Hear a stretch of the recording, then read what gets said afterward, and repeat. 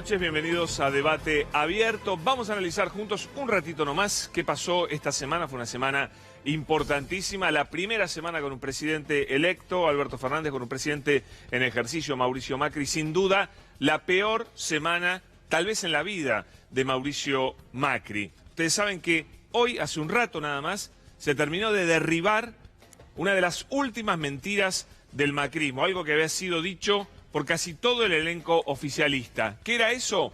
Que el gobierno de Alberto Fernández iba a ser un gobierno aislado, un gobierno marginado por el mundo, un gobierno solo apoyado por Venezuela y por Bolivia. ¡Oh, sorpresa! 5 de la tarde llamó Donald Trump, él mismo al teléfono llamándolo a Alberto Fernández, para decirle que estaba muy contento con su triunfo, que lo iba a apoyar, que iba a instruir a su gente en el Fondo Monetario Internacional para que lo ayudara a tener el mejor gobierno, que iba a tener un gobierno fantástico. Bueno, algo totalmente inesperado. Todo lo contrario a lo que decía Macri. Con Macri, Argentina estaba integrada al mundo. Sin Macri, la Argentina pasaba a ser del elenco de los países marginados. Bueno, todo eso quedó en la nada, como tantas mentiras. Fue la semana del cepo endurecido. Y aquí sí hay que parar un minuto para analizar con toda claridad tal vez uno de los hechos más escandalosos del gobierno de Mauricio Macri. Nos enteramos ahora que desde que perdió las elecciones, el 11 de agosto, Guido Sandrells, el titular del Banco Central, en un rapto de responsabilidad, finalmente apareció alguien responsable. ¿Y qué le decía a Macri? Tenemos que endurecer este cepo, que tardó, ¿se acuerdan?, una semana y media después de las elecciones PASO en poner Macri. Un cepo ridículo, $10.000 no es ningún cepo. Bueno, Guido Sandrells le decía, no podemos seguir perdiendo reservas. Casi 30.000 millones se perdieron desde las PASO hasta ahora. ¿Y por qué Macri no ponía ese cepo? Por una simple razón, que iba a perjudicar sus intereses electorales. Otra vez Mauricio Macri, como tantas ha hecho en estos últimos 4 años, puso por delante sus intereses por sobre los intereses y el bienestar de todo el pueblo argentino. Algún día esto tiene que ser analizado y tal vez debiera haber un castigo para un presidente que se comporta de una manera tan desaprensiva, tan egoísta, tan focalizada en su interés electoral y no en el interés de los argentinos, que para eso hace 4 años lo eligieron. Bueno, esto es gravísimo, gravísimo. Demorar la instalación de un cepo para evitar la pérdida de reservas tan solo para no irse perdiendo por goleada. Igual se fue perdiendo por goleada, ya lo vamos a analizar en un ratito con Jorge Landó, porque va a haber más de 9 puntos de diferencia entre uno y otro. Sí, remontó Macri. ¿A qué precio remontó? A un precio altísimo. Muy increíble lo que termina haciendo Mauricio Macri. Voy a hablar también de lo que está pasando Macri ahora con sus funcionarios, que lo miran y esta semana se dieron cuenta que se vuelven a su casa, que ya no va más. Entonces la bronca interna contra Mauricio Macri es muy fuerte dentro de Cambiemos. Esta semana fue el cumpleaños de Horacio Rodríguez Larreta, justo después de el triunfo importantísimo, casi histórico, que tuvo en la ciudad de Buenos Aires. No fue Macri, no fue Marcos Peña, no fue ningún macrista de paladar negro. Estuvo María Eugenia Vidal, estuvieron un montón de importantes dirigentes de Cambiemos. ¿Por qué? Porque claramente se ve cómo el futuro político de Mauricio Macri no existe. Realmente no existe. Todos los que ganaron, la mayoría de los intendentes de Cambiemos que ganó, del PRO, todos tienen a una persona en mente, que es Horacio Rodríguez Larreta, como proyecto político para el 2023. Todavía falta muchísimo, pero claro, hay que empezar a armar, dicen ellos, un proyecto político que tenga alguna posibilidad de llegar a algo en el 2023. No es con Macri, no es con Macri, es con Horacio Rodríguez Larreta, sin duda. Y me detengo un minuto sobre la gobernadora, porque también tuvo un gesto de muchísima falta de responsabilidad. Tampoco se puede autorizar un aumento del 25% de las tarifas eléctricas 2 días después de haber perdido la elección. También vimos esta semana un choque de 2 modelos muy diferentes. El de Axel Kicillof claramente defendiendo el interés de la gente, diciéndole a la gobernadora, usted no puede autorizar este aumento que va a empezar a regir además en enero. Y la gobernadora insistiendo sobre que hay que respetar esto porque se firmó en el 97, pero claro, ese aumento tenía que regir en agosto. Se pudo demorar hasta ahora, justo 2 días después de las elecciones, también para no perjudicar sus intereses electorales. Una vergüenza, otra vez.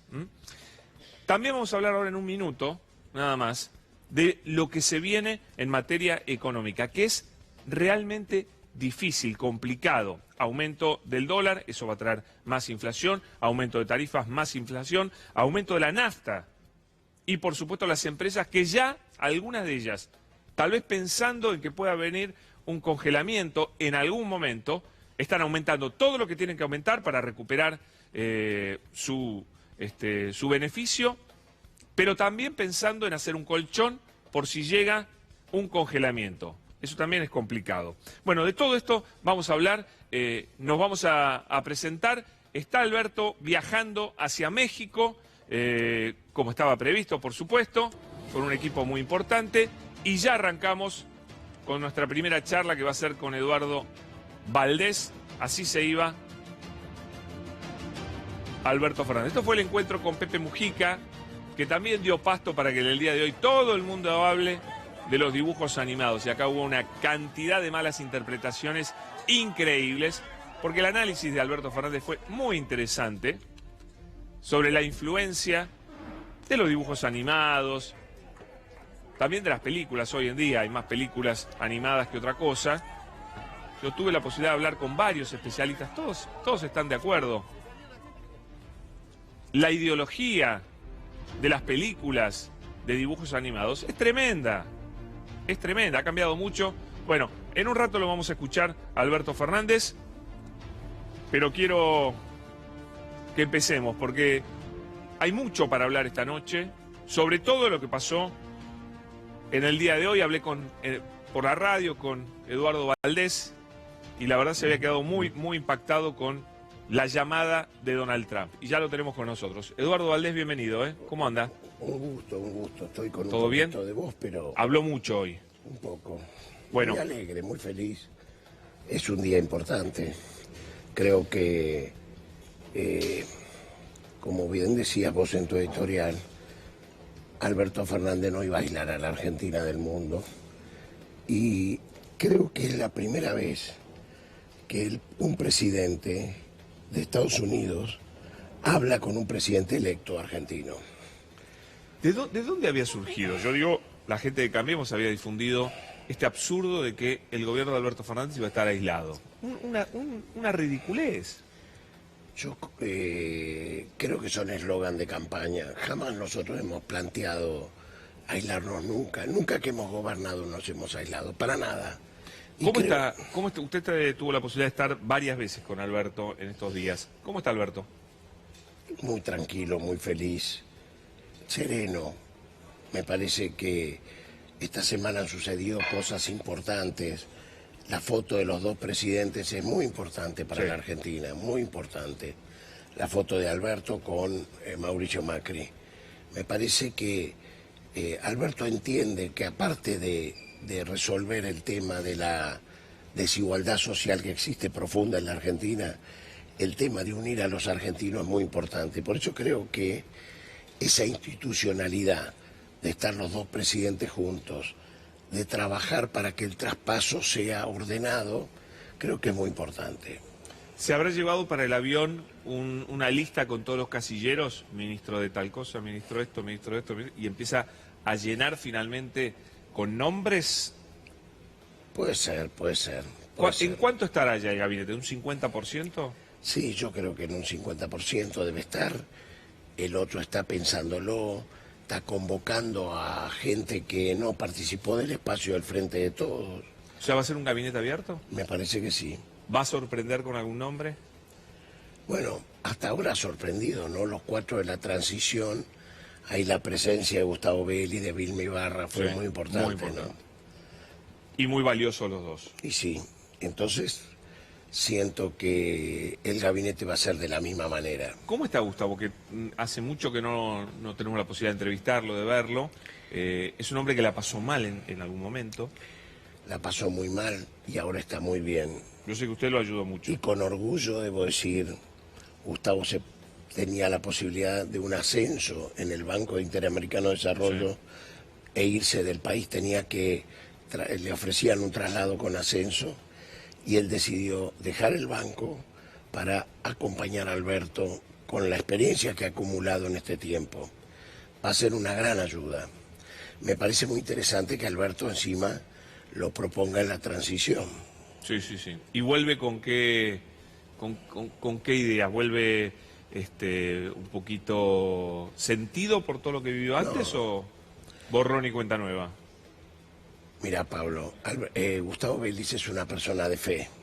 Sí. Y siendo una persona de fe, creo que es una persona misericordiosa y que tiene el alma con la aptitud de perdonar a otro. Creo que eso ha pasado.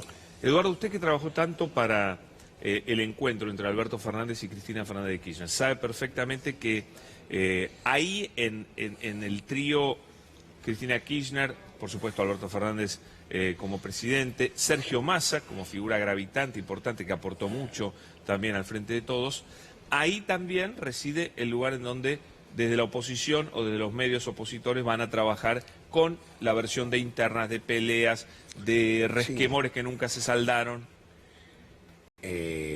Bueno, este fin de semana lo vimos, ¿no? El hecho de querer armar el albertismo en detrimento del cristinismo, una estupidez. Realmente nosotros creemos que lo mejor que podemos hacer es fortalecer la fórmula, consolidar la institucionalidad de Sergio Massa.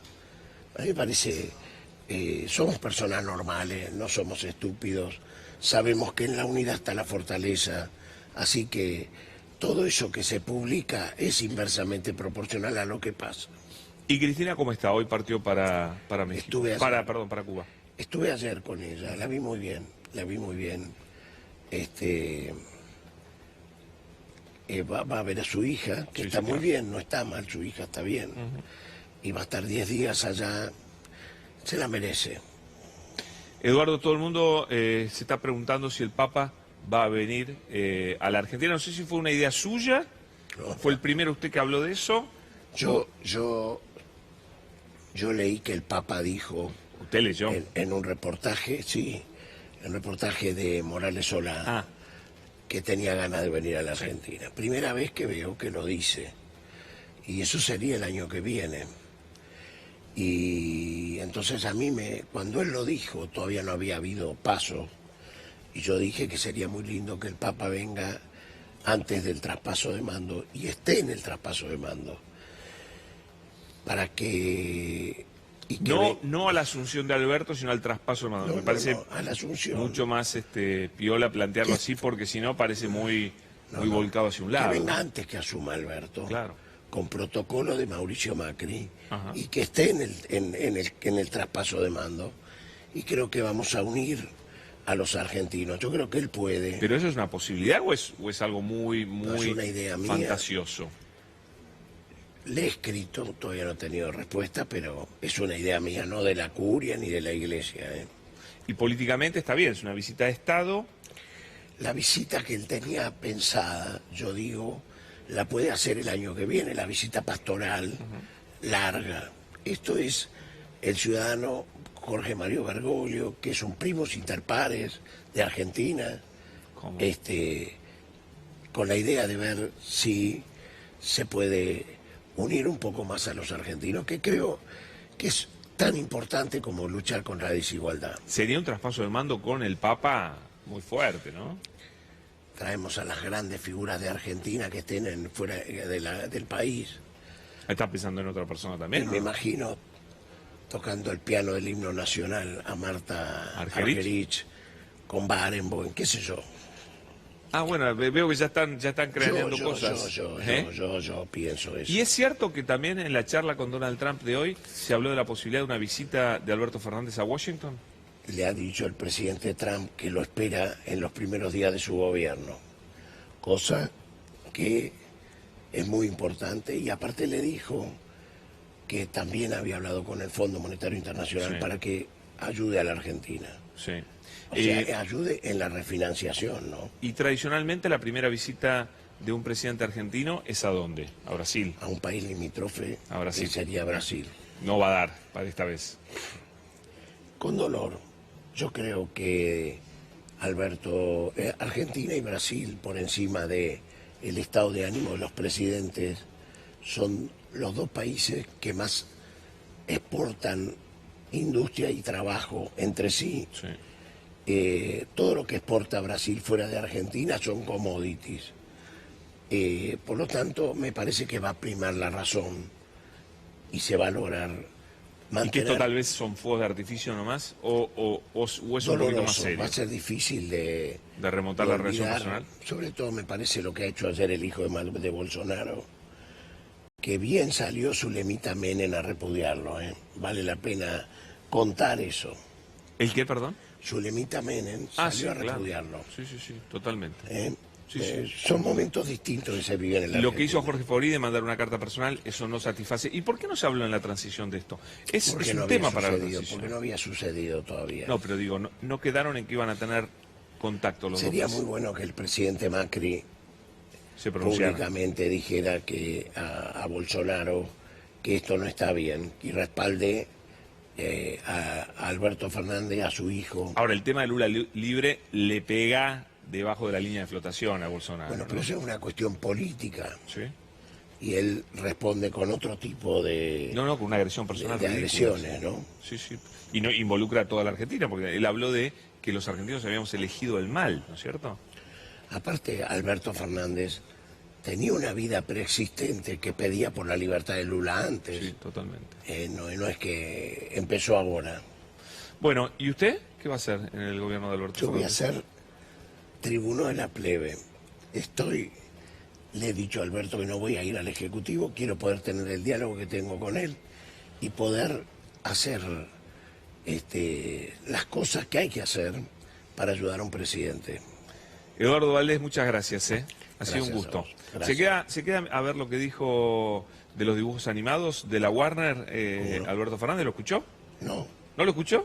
Lo va a escuchar ahora. Gracias por venir. Vino la Segunda Guerra Mundial y apareció la Warner. Y yo creo que con la Warner empezó el posmodernismo. Porque esos dibujos animados, Bugs Bunny, el Pato Lucas, Elmer, el Gallo Claudio, todos esos es una disputa entre un tonto y un vivo, donde siempre gana el vivo.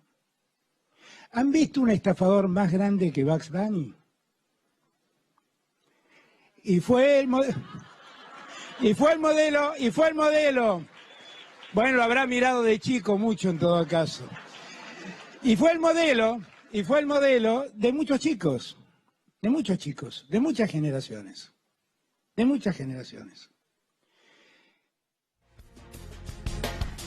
Bueno, vamos a lo importante. ¿De qué estaba hablando Alberto Fernández en este caso? Del individualismo, ¿no es cierto?, por sobre lo colectivo, ¿no es cierto? Y él estaba apelando a algo que es innegable, que todas las películas de Hollywood, los dibujos animados, todo tiene su ideología. Lo sabe muy bien el señor Agustín Datelli, que está con nosotros. Agustín, bienvenido. ¿Cómo estás, Pablo? ¿Bien? Bien, con muchas ganas de saber qué va a pasar. Primero quería que me hables un poquito de eso. ¿Fue un gobierno individualista que privilegió lo individual por sobre lo colectivo? Claramente, y aparte desde lo cultural, digamos, desde la construcción de eso, de la individualidad, del emprendedurismo, ¿viste? El concepto del emprendedurismo, siempre trabajó sobre eso y además fue un gobierno que en su política económica respondió a defender intereses muy particulares y perdió de vista absolutamente lo colectivo, claramente, digo. De hecho, cuando uno analiza los efectos de la política económica, está claro que en realidad el problema de descoordinación que se observa, por ejemplo, la disparada inflacionaria cuando el Banco Central subía las tasas para sacar pesos, pero por otro lado subían las tarifas, bueno, eso era porque cada una de los lugares del gobierno respondía a una lógica de unidad de negocios individual. Entonces todo eso generó no solo una descoordinación absoluta, sino estos resultados que terminaron en desmedro del conjunto y favoreciendo a estos sectores puntuales. Así que claramente primó la individualidad.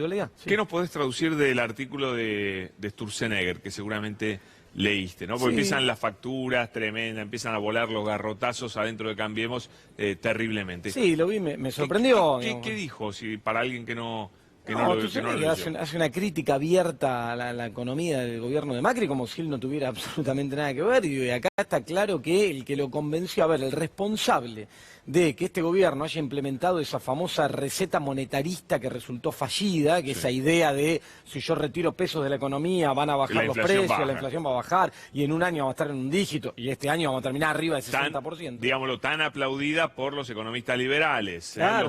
los más televisivos. Sí, recontra aplaudida por ese grupo de economistas que defienden a rajatabla estas ideas de la figura de, bueno, Milton Friedman, que era el economista que desarrolló esto en la década del 70, Universidad de Chicago, digo, esta idea de la contracción monetaria, la suba de la tasa de interés, que en realidad también respondió a otro negocio, ya que recién hablábamos de esto, que fue, ¿te acordás que...? El negocio financiero. Claro, pero ¿por qué? Porque el responsable de la emisión alocada del EVAC, ¿te acordás? Hoy hablamos del ELIC, pero en aquel momento era el EVAC. Primero vino la LEVAC con claro, Sturzenegger. Con Sturzenegger, fue Sturzenegger, que lo que hizo fue fijar una altísima tasa de interés, en ese momento 38%. Hoy pareciera baja porque estamos en 68%, pero la realidad es que era altísima. Ahora, ¿cómo hizo para escribir un artículo de 4 o 5 páginas, reventando a Macri y quedando él afuera de todo No, una cosa insólita. Bueno, lo que pasa es que ahora están saltando del barco, ¿no? Digamos, o sea, yo no tuve nada que ver con todo esto, me fui a tiempo y soy crítico de la política económica del gobierno, algunas cosas sí, pero otras no. O incluso porque, digo, Sturzenegger sigue siendo un férreo defensor de la idea monetarista. Entonces, en realidad es que no está mal las ideas que yo defiendo, dice Sturzenegger, sino que en realidad fueron otras las cosas que después se hicieron mal. Bueno, debería hacerse cargo cada uno de la responsabilidad que tiene en este desastre, ¿no? Agustín, hoy por primera vez, creo que en bastante tiempo, el Central sumó reservas, no perdió poquito, pero sumó reservas. Sí.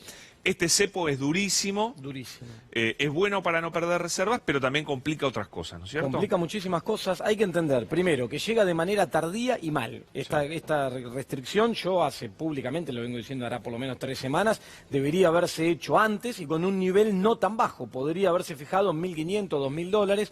El gobierno priorizó un objetivo electoral, entonces irresponsablemente. ¿Sabés cuántas reservas se perdieron entre el 11 de agosto de las PASO y el 27 de octubre de la elección general? Casi 30, entre 20 y 30 23 mil millones de dólares. Es una locura. Las reservas brutas que hoy tiene el Banco Central son 43.000. Perdiste 23, o sea, el 50% de lo que hoy tenés, que además cuando digo brutas está el swap con China, cosas que no se pueden tocar. O sea, es muchísimo lo que se perdió, entre otras cosas por tratar de defender un tipo de cambio en una situación que era indefendible.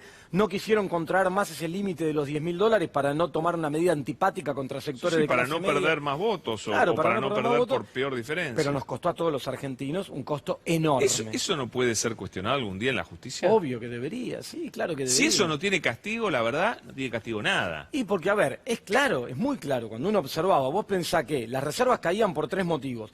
El retiro de depósitos en dólares, que el gobierno te puede decir yo más que intentar generar confianza, que ya no puedo hacer. El pago de intereses de la deuda, que te dicen si no es default, y esta corrida. Esta corrida, si no es generando confianza, vos solo la parás con restricción. Si confianza ya no iban a generar, y todos sabíamos que no iban a generar, ¿por qué no impusieron las restricciones? Bueno, para tirar hasta el último momento, pero ¿cuántos miles de millones de dólares se fueron por eso? Es una locura. Bueno, todo se dejó para después de las elecciones. También el descongelamiento del petróleo, también el aumento en provincia de Buenos Aires de 25% de la luz. Sí, bueno, ese aumento ya se pidió, el propio Axel Kicillof pidió que lo retrotraigan, pero el resto de las cuestiones, lo que pasa es que el gobierno, muchas de las medidas que vino tomando, acordate que eran o hasta las elecciones o hasta fin de año. Por ejemplo, la eliminación del IVA sobre productos básicos, modificaciones sobre el impuesto a las ganancias. Sí, un uso electoral, pero violento. Absoluto, violento y descarado, porque aparte se decía, esta es una medida por 60 días, por 90 días. Bueno, ahora pasaron las elecciones y ahora llegó la realidad. Suben los combustibles, esto tiene un impacto sobre el conjunto de precios de la economía, porque esto, vos pensás, todo el sistema de logística de los productos en la economía argentina... Todos los productos tienen un componente nafta. Un componente nafta. Entonces, esto te pega sobre todos los productos. Después tenés el tema del aumento de la brecha cambiaria. ¿Qué quiere decir esto? Por más que hayas fijado las restricciones a tope, $200, no podés comprar nada, esto lo que hace es que los sectores que tienen que buscar refugio en el dólar, indefectiblemente, porque no hay confianza en la economía y no hay alternativas atractivas, ni siquiera con altísimas tasas de interés, porque ya nadie confía en eso, entonces van a buscar alternativas. Dólar blue, dólar bolsa, Sí. dólar contado con liqui, que ya está arriba de los 80 pesos. Que no pasó esta semana, entiendo, porque estaba todo el mundo dolarizado y de repente había que pagar las cuentas Claro, y demás, y se vendió. Empezó a ampliarse los últimos días de la semana. Los primeros días de la semana se achicó esa brecha, cayó un poco el contado con liqui, que todos decían, ¿qué pasa? Era que estaba sobregirada la exposición en dólares hasta el viernes. Mucha gente especuló con la idea de lo que pasó en las PASO. Va a saltar el lunes, entonces compro dólares, el lunes los Y vendo. me hago el 30%. El lunes salieron a venderlo, ahora ya empezó a subir la brecha. Así Acá cierra, ¿no? ¿Ves? El contado con liqui es este que Sí, está acá. altísimo. 81,13. Ya volvió a subir y la mala noticia que tenemos que dar, pero hay que contar las cosas como son, es que esta brecha se va a seguir ampliando. Los próximos días vamos a ver que estos Fuerte. valores van a seguir subiendo. Producto de tanta restricción, ahora empieza a haber algo más de liquidez, el Banco Central está emitiendo, está desarmando el ELIC. Esos pesos, gran parte de esos pesos van a buscar refugio acá. ¿Pero puede aguantar en el oficial? ¿O El oficial va a sí, tener el mucha oficial sí. presión? No, el oficial sí, porque la presión es nula hoy con estas restricciones que vos No tenés. puede, En no nada, tiene. solo se vende a importadores, eso está contemplado, tenés algo de reservas en el Banco Central, algún movimiento alcista moderado va a tener. El problema está acá. ¿Esta brecha qué hace? ¿Qué le hace a la economía? Claro, porque de repente el que nos está mirando dice, bueno, pero contado con liqui yo no sé ni cómo funciona, qué me importa. Sí. No, esto nos afecta a todos vía precios. ¿Qué es lo que empieza a pasar? Como todo el mercado, todos los formadores de precios, y no te hablo del monopolio, el gran empresario, no, te hablo de todos los que ponen un precio en la economía, empiezan a interpretar que este valor de dólar oficial no es una referencia. ¿Por qué no es una referencia? Porque vos sabés que vale lo que vale porque está absolutamente restringido el acceso. Entonces vos decís, ¿cuál es la referencia real? ¿Cuánto está dispuesto a pagar alguien que quiere refugiarse en dólares de verdad? Bueno, estos valores que vemos acá, 80, 81 y pico. Bueno, entonces, ese es el valor de referencia que yo tengo que tener si al final del camino quiero terminar en dólares. Entonces, incorporo ese valor de dólar a mi precio, aunque las importaciones sigan corriendo por el dólar oficial. Entonces, tenés traslado a precios no pleno, como en una devaluación, por ejemplo, lo que fue el 12 de agosto después de las PASO, Claro. donde saltó de 40 y pico a 60 y tuviste la inflación de 4 y 6 entre agosto y septiembre, 10 puntos de inflación en 2 meses, pero tenés parte del impacto. ¿Qué quiere decir esto? Octubre, noviembre y diciembre vamos a seguir con registros de inflación mensuales muy altos, probablemente en torno al 5% mensual. ¿Cómo cierra el año? Arriba de 60% de inflación. Gracias, Agustín. Muy Gracias, amable. Pablo, Un como gusto. siempre, Que tengas una buena noche. Gracias. Señores, yo me voy a charlar con el apoderado del Partido Justicialista, Jorge Landó, que tiene bastante para contar de estas elecciones. Quedaron un montón de dudas. Hay gente todavía que sigue con ideas locas de cosas que pasaron. Y cosas locas que realmente sí pasaron, por ejemplo, con el voto en el exterior. Jorge, bienvenido. ¿Cómo Hola, anda? gracias por la invitación. ¿En dónde está el escrutinio definitivo ahora? Está, yo diría, por la mitad. Igual tiene un término que debe estar culminado, tiene un término porque tiene que estar terminando 12 días después de haber pasado, 14 días después de la elección del domingo. Ese es el término máximo fijado por ley. ¿Por qué es así? Porque hay un término para fijar, para llamar a un balotaje. Claro. Que ya sabemos que no va a haber Sí, sí. por los datos que tenemos, claro. pero legalmente hay Y que Jorge, saber. con su experiencia, Sí. ¿qué diferencia va a terminar existiendo entre Macri y Alberto Fernández? Y yo creo que va a seguir la misma línea que vimos viendo desde la noche del domingo, que se fueron ampliando, es decir, va creciendo Alberto Fernández y va decreciendo Macri. ¿Y la diferencia llegará?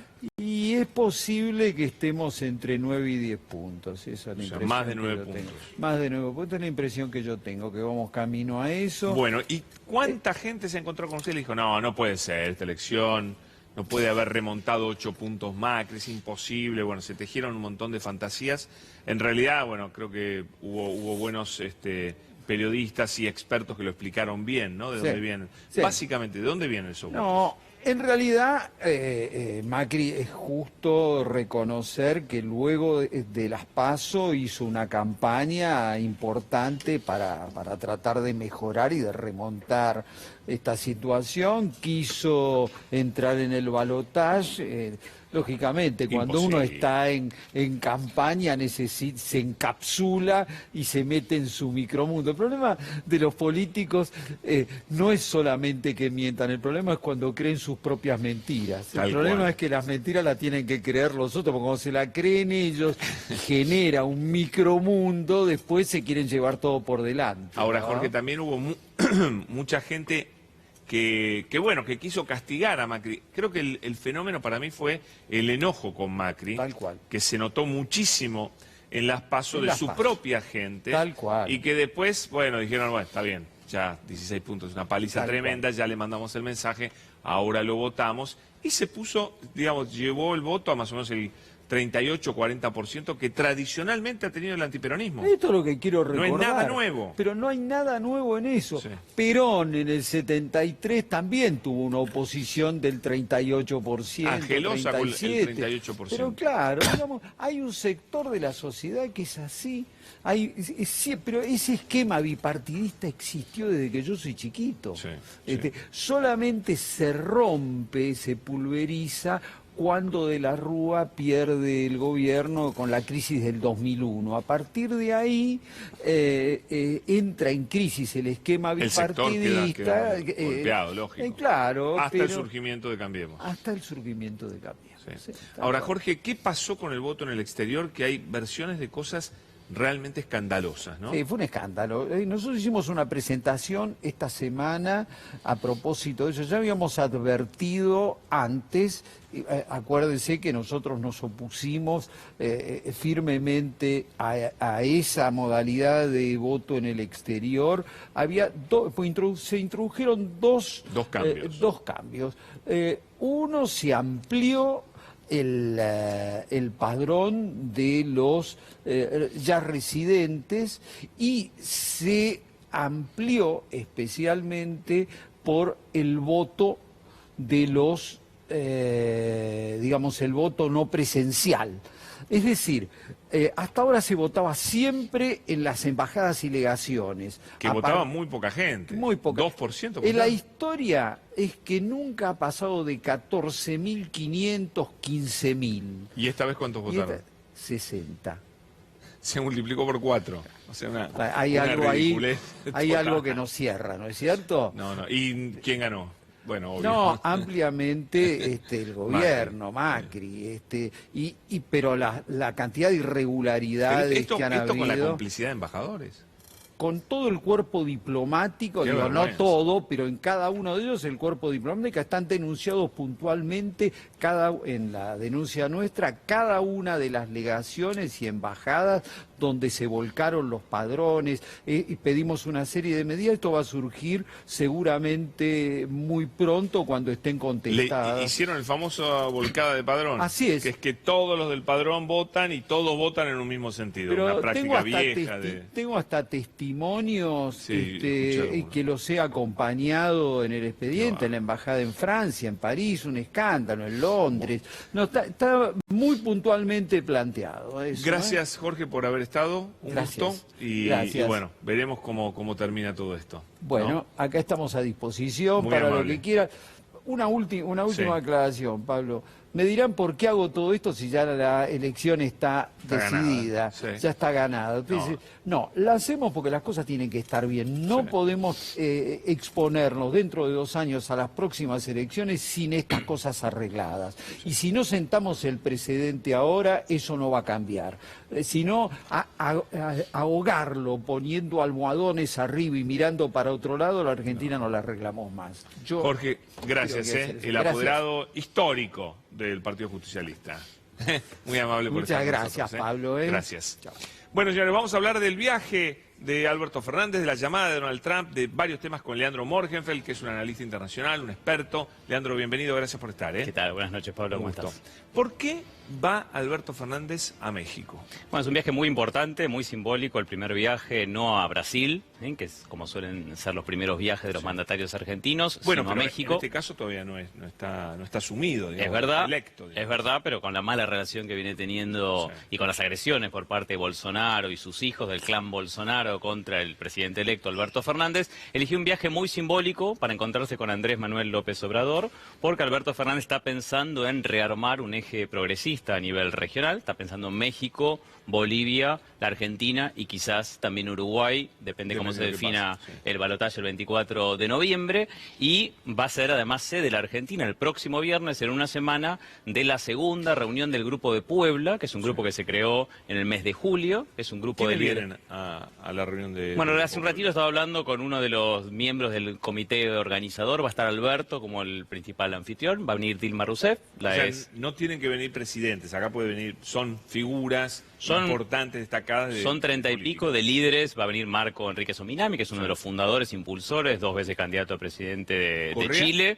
Correa iba a venir, pero no va a venir porque está con esta situación judicial muy perseguido, digamos, así que no va a venir. Sí va a venir Haddad, que fue el candidato a presidente el año pasado, digamos, Fernando Haddad. porque no pudo ser obviamente Lula, que es parte también del grupo de Puebla, pero si no consigue su liberación, que no creo en la próxima semana, no vendrá, pero vienen representantes de los gobiernos progresistas, también de México, por supuesto. Va a ser muy importante el lunes la reunión entre Alberto y Andrés Manuel López Obrador. El grupo de Puebla nace justamente en México y van a tocar básicamente 2 puntos. Uno es el tema de Bolivia, es decir, respaldar una elección que terminó con 10,57% de diferencia. Esto es muy importante O sea, que porque hubo polémica, pero una diferencia importantísima. 47 y pico por ciento sacó Evo Morales en primera vuelta y lo cuestionan. Donald Trump salió electo con el 27% del voto del padrón en elecciones no obligatorias, Claro. sacó 3 millones de votos menos que Hillary Clinton, y la OEA, que tuvo una declaración muy complicada, que dijo, bueno, aunque haya ganado por más de 10%, estaría bueno una segunda vuelta. Sí, ¿no? eso yo nunca lo escuché, me pareció tan poco serio. Le está pidiendo al gobierno que incumpla la Constitución, que se dice que si sacaste 45% y 10 de diferencia, ganaste en primera vuelta. De todas formas, Evo Morales dijo, acepto la auditoría de la OEA. Hoy se está haciendo el recuento de votos con una auditoría de la OEA. Recuento definitivo con Auditoría de 30 de la expertos que pone la OEA. El que no lo está reconociendo es el líder opositor Mesa. Así que va a haber un fuerte respaldo del Grupo de Puebla a Evo Morales. Y el otro caso es el caso de Venezuela. Claro, ¿qué va a pasar con el tema de Venezuela? Bueno, hay tres planteos básicos que hace el Grupo de Puebla que me parecen muy interesantes. 2 principios históricos, que es el principio de no intervención, es decir, rechazar cualquier injerencia como las que propició Estados Unidos durante los primeros 5 meses de este año. Recordemos que el 30 de abril casi hay un golpe de Estado, es decir, varios países, varios gobiernos de derecha han reconocido a Juan Guaidó, que no tiene ninguna autoridad en Venezuela. Y el segundo derecho, el segundo, digamos, principio básico es el principio de autodeterminación de los pueblos, aquello que Alberto Fernández dijo varias veces. La crisis de los venezolanos la tienen que resolver los propios venezolanos. En todo caso, como plantearon México y Uruguay, tiene que haber grupos facilitadores para una salida negociada. El tercer punto es que ninguna salida por vía de la fuerza, una resolución pacífica en todo caso de las diferencias o la crisis que hoy está viviendo Venezuela. Va a haber un respaldo a eso y me parece que la derrota de Macri el domingo pasado y la elección de Alberto Fernández debilita al grupo de Lima, Claro. es decir, ya dijo que se iba a retirar del grupo de Lima. México no viene acompañando al grupo de Lima, que es un grupo creado básicamente Pero, contra mirando- Venezuela. Y sabiendo todo eso Donald Trump, ¿no es Sí. cierto? Igual va y lo llama hoy a Alberto Fernández y le da una cálida bienvenida y tira una onda buenísima.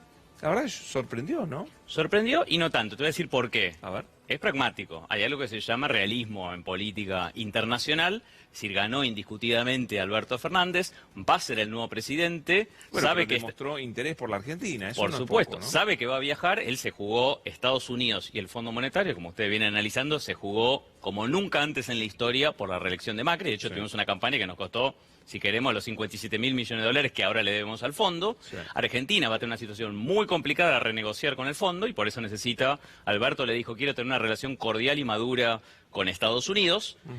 Trump fue exultante como siempre, vimos por televisión tu triunfo, ¿Qué? Digo, estuviste ¿cómo se bárbaro. vino por televisión como si hubiera visto un partido de fútbol, ¿no? Bueno, Trump, todas las biografías que se hicieron el primer año cuentan que ve 4, 5, 6 horas por día de televisión, sobre todo consume muchos noticieros, sobre todo la Fox, pero distintos noticieros, o sea que fue muy al estilo de Trump, pero lo que quiere evitar es que Alberto, digamos, tenga un protagonismo muy fuerte o le dé mucho aire al Grupo de Puebla, justamente. Y lo que quiere Alberto es hacer algo que ya habían hecho Lula y Kirchner, hay que decirlo, hace 10 o 15 años, que es mostrarse como los líderes progresistas, autónomos, pero más moderados que el eje bolivariano. Es decir, una suerte de... Que no tienen problema en viajar a Washington y tener una buena relación con Estados Unidos. Exactamente, pero que al mismo tiempo van a plantear, no queremos que haya una deriva militar, injerencista, Totalmente. por ejemplo, en Venezuela. Eso es importante. Sí, sí. Leandro, ¿cómo sigue lo de Chile, no? ¿Cómo sigue el problema chileno? Bueno, Hoy también, una vez más, protestas muy fuertes, duras.